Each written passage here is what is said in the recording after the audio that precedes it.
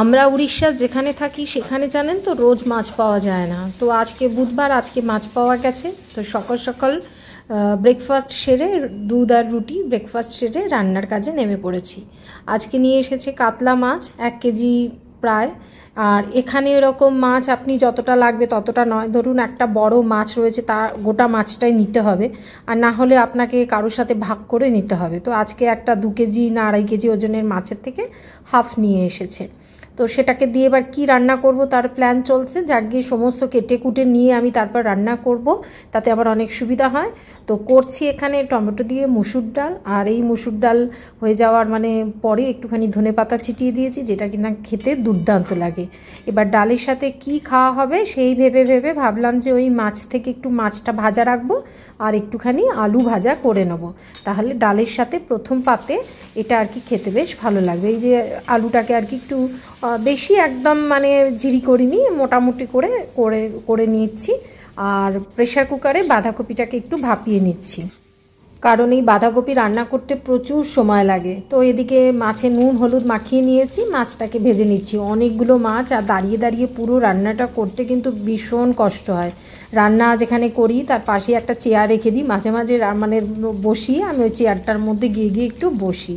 তো মাছ একটার পর বেশি তো একসাথে দিতে পারছি না, 3টে 4টে করে করে ভাজছি। শেষে অবশেষে ওই মাছের মাথাটাকে ভেজে নিচ্ছি, দিয়ে মাছ ভাজা আমার কমপ্লিট।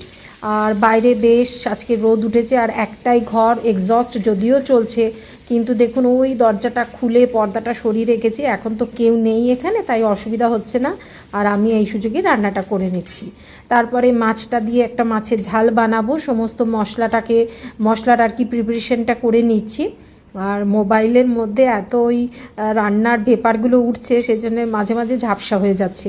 তো মশলাটা ভালো করে যখন কষানো হয়ে যাবে, একদম তেল বেরিয়ে আসবে, তারপর একটু জল দিয়ে দেবো, জলটা ফুটে গেলে তারপর মাছটা দেবো, দিয়ে নামিয়ে নেবো ওই ওপরে গরম মশলা ছড়িয়ে দিয়ে। এরকমভাবে আর কি করি একা একা। আজকে আমি এতটাই রান্না করছি এই কারণে যে আজকে ছেলে বর দুজনেই খাবে, তার সাথে হাজব্যান্ডের এক কলিগও খাবে। সেই কারণে তিনি আবার নন বেঙ্গলি, সেই কারণে একটু টেনশানে আছি। তার কাছে ধারণা হচ্ছে বাঙালিরা ভীষণ ভালো রান্না করে, যদিও সত্যি তাই। কিন্তু এই যে আমার মাছের ঝাল হয়ে গেল, কিন্তু আমার ওপর যেন একটা বাঙালিদের রিপ্রেজেন্ট করার দায়িত্ব আর কি, যে আজকে যদি রান্নাটা খারাপ হয় যেন বাঙালিরা কেমন রান্না করে সেটাই আর কি প্রমাণ হয়ে যাবে। সেই জন্য বেশ মনোযোগ দিয়ে রান্নাটা করছি। আর এদিকে দেখুন মাছের মাথা, তারপর মটরশুঁটি, আলু, ওগুলো তো ভেজে রেখেছিলাম, সেগুলো দিয়ে মশলা দিয়ে কষিয়ে নিচ্ছি। বাঁধাকপিটাকে ভাপানোই আছে কুকারে, ওটা দিয়ে দেবো, দিয়ে আর কি ভালো করে আঁচ কমিয়ে কমিয়ে যাতে জলটা শুকিয়ে যায়, সেভাবে বাঁধাকপিটা করলে খেতে বেশ টেস্ট হয়। তো খুব আর কি করছি, অনেকক্ষণ ধরে একটা একটা করে পদ রান্না করছি, আর ভাবছি কেমন হচ্ছে খেতে কি জানি। যদিও আমার ঘরে যখন আমি রান্না করি, আমার ছেলে বা বর ওরা কেউই সবসময় ওরা বলে খুব ভালো হয়েছে, ভালো ওদের কাছে ভালো লাগে, ওরা আমাকে কখনো কোনো খুঁত ধরে না। আর আজকে যেহেতু অন্য একজন খাবে, তাই একটু টেনশন হচ্ছে, তিনি আবার নন বেঙ্গলি, ওই যে বললাম। তো যাক গিয়ে যাক, খুব আর কি দায়িত্ব নিয়েই বলুন বা খুব যত্ন নিয়ে রান্নাটা করছি, যাতে রান্নাটা ভালো হয়।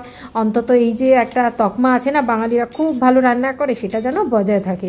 তো খুব ভালো করেই একদম বাঁধাকপি জল পুরো শুকিয়ে যায় এমনভাবে রান্নাটা করছি। গ্যাসের আঁচটা কমাচ্ছি বাড়াচ্ছি প্রয়োজন অনুসারে। তো করে করে তারপরে আমার প্রায় হয়ে গেছে, আর এদিকে ভাতও বসিয়ে দিয়েছি। ভাতটা হয়ে গেলেই আমার রান্না এই যে কমপ্লিট। তো এখন বাজে প্রায় 1টা। এই যে দেখুন আমি রান্না করেছি মুসুর ডাল, টমেটো ধনেপাতা দিয়ে আলু ভাজা, মাছ ভাজা, এইদিকে মাছের ঝাল, আর এদিকে হচ্ছে মাছের মাথা দিয়ে বাঁধাকপি। বাস এই দিয়েই খাওয়া হয়ে যাবে। শেষ পাতে থাকবে দোকান থেকে কিনে আনা টক দই।